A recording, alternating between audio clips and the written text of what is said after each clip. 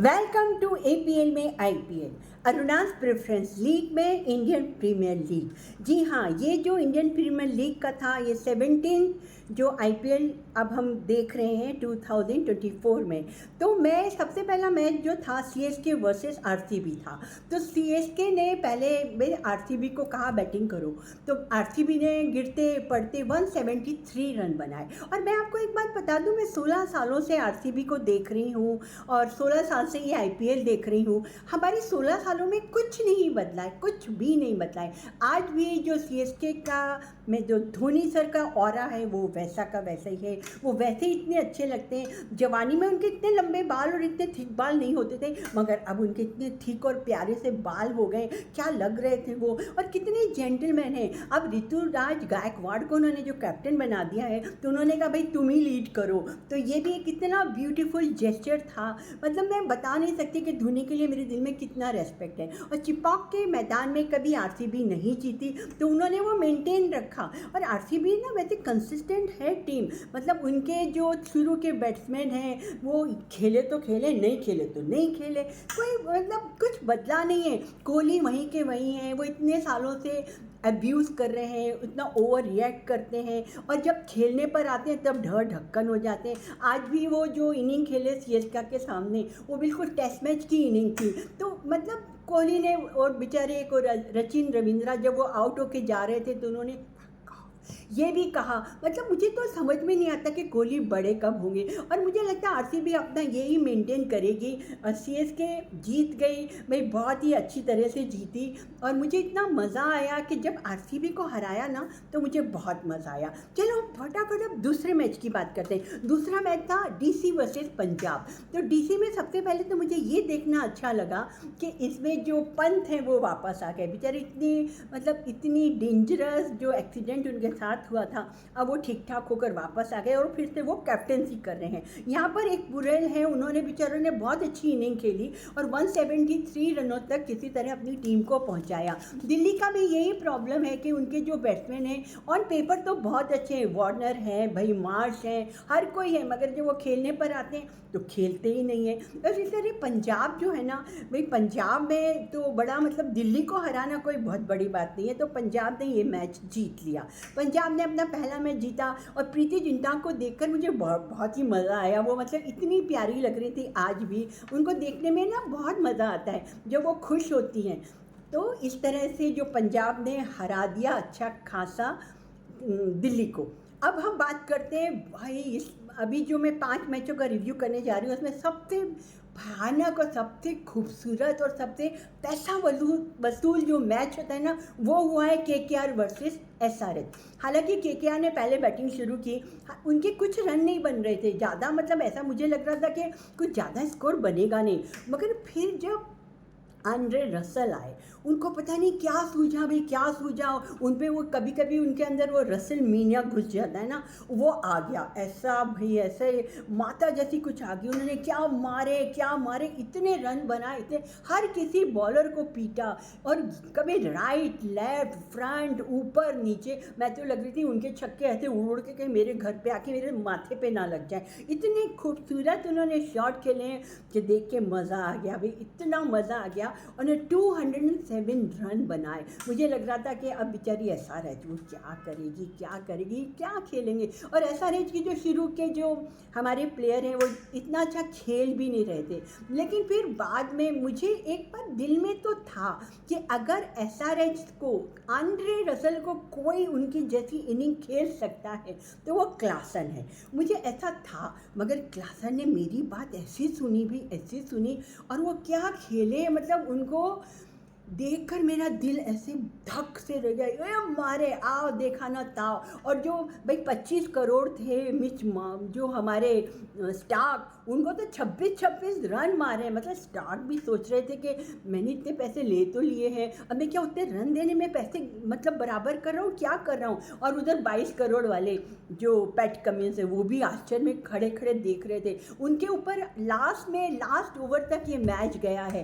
Last ball पर है ना, अगर वो पैट कमिंस आए और उन्होंने एक चौका मार दिया होता तो ये ना सुपर ओवर हो जाता, और अगर छक्का मार दिया होता तो एसआरएच जीत जाती है। मतलब एसआरएच को क्लासन उस मुकाम तक लेके गए कि सांस ऊपर की ऊपर और नीचे की नीचे हो गई। गौतम गंभीर जो थे वो भी आ ऊ आ ऐसे करके बैठ गए थे। गौतम गंभीर ने फिर से केकेआर को ज्वाइन कर लिया है और मुझे उनका असर काफ़ी दिख रहा है। वैसे गौतम गंभीर आपको है ना, जो आपकी ये श्रेयस अय्यर है, नीतीश राणा है, इनके बारे में थोड़ा गंभीरता से सोचना पड़ेगा। और फिर नरीन भी थोड़ा गंभीर होकर सोचिए, आपको खुद समझ में आएगा कि किसके साथ क्या करना है। तो खैर अल्टीमेटली ये इतना बढ़िया मैच हुआ और मतलब मुझे बहुत बुरा भी लगा कि एसआरएच हार गई, सिर्फ 4 रनों से जीती है केकेआर। मगर वो कहते हैं ना कि मेरा दिल एकदम एसआरएच के साथ था। मगर मुझे अब क्राउड में जो हमारे शाहरुख खान दिख गए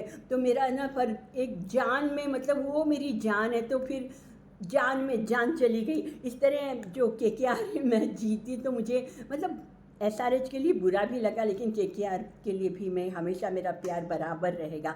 तो ये मैच ऐसा था कि मैं भूल ही नहीं पाई। अब आज के मैच की हम बात करते हैं, Rajasthan royal versus LSG. LSG में भी एक बहुत बड़ी बात हुई है कि उसमें है ना, अब हमारे वो अपने जो केएल राहुल वापस आ गए। वो भी बेचारे काफ़ी बीमार रहे थे, काफ़ी दिनों से वो आउट ऑफ टच थे, तो अब वो वापस आ गए और वो आज बहुत अच्छा खेले। केएल राहुल ने इतना अच्छा खेला, मगर उनके जो शुरू के बैट्समैन हैं वो उन्होंने कुछ अच्छा नहीं खेला, अजीब सा खेला, बिल्कुल अच्छा नहीं खेला।